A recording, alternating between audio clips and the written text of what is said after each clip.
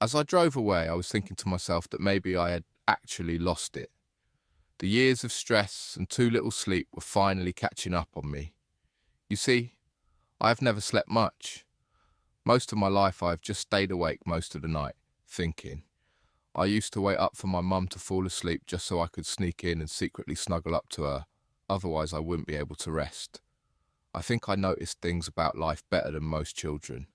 I would have thoughts of all the horrors in the world. I never understood why the world is as it is. As a kid, I often would think about God and considered myself a Christian. I would pray to him when alone at night. I have always had a whirlwind of things spinning in my head. I snapped out of it when I remembered that I was on my way to pick up my sister. My mother's house was a long drive north, and I was relieved to arrive as I pulled up. My sister was out of the house, and in my arms before I had barely got out of the van. I said, "Happy birthday, Izzles." Her name's Elizabeth, but me and my two brothers, Luke and Jack, used to call her Izzles.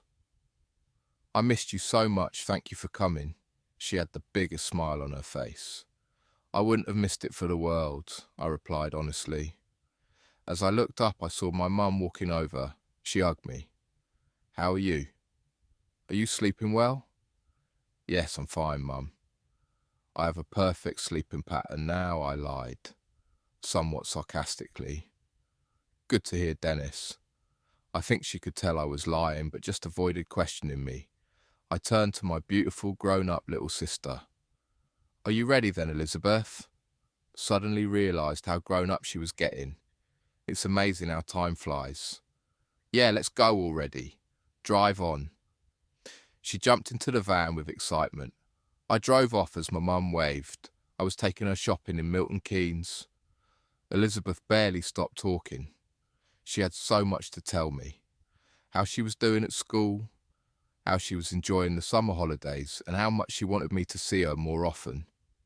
When we arrived in Milton Keynes and managed to park, after stalking some leaving shoppers to hunt for a space for some time, right outside the main shopping centre. We must have gone into every shop in the mall. Of course, me being the doting big brother, she got something in nearly all of them. It has never been a problem for me to spoil her. Even so, she asked every time if I was sure I would to get the item for her. I explained to her, as I have many times, that money is nothing when it comes to her, and if I have it, I will spend it on her. I would do anything for her, and she knows that. She is the main reason for me never giving up. I wouldn't be the man I am today if I didn't have the thought of days out with her like this in my head. Before we left, we made one last stop into the jeweller's that I have been visiting since she was 4. Every year I like to buy her a charm for her charms bracelet. "You can have any one you like," I said, as we gazed on at the variety of charms. She pointed at a small silver charm in the shape of a butterfly. "I would love that." I had a flashback.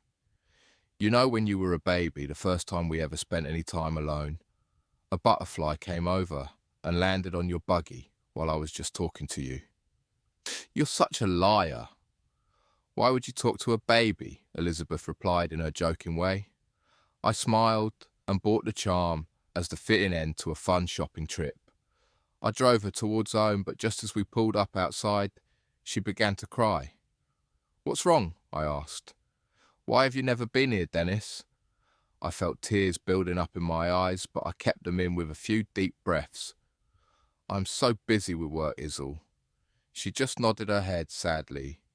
She hugged me and told me she loved me before getting out of the van. I said, "I love you too, little sister. I am still here for you. And if you ever need me, you know, I am only a phone call away." She nodded and, laden with presents, went inside the house. She turned back to me with a broken smile and waved. I drove away after watching her close the door behind her. I cried to myself on the way home. You see, I realise that work does not keep me that busy. I do not see her too much because it is so hard for me to leave her. I see my past when I look into her eyes. I had a flashback of her christening when she picked up that charm. I sat in the garden and spoke to her.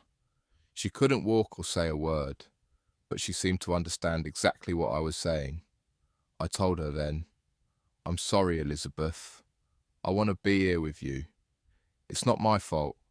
I will do anything for you. I promised her that I would make something of myself for her. I was 16 at the time and felt totally isolated with the angst of a teenager. That promise is what gave me strength for years. It's my main push.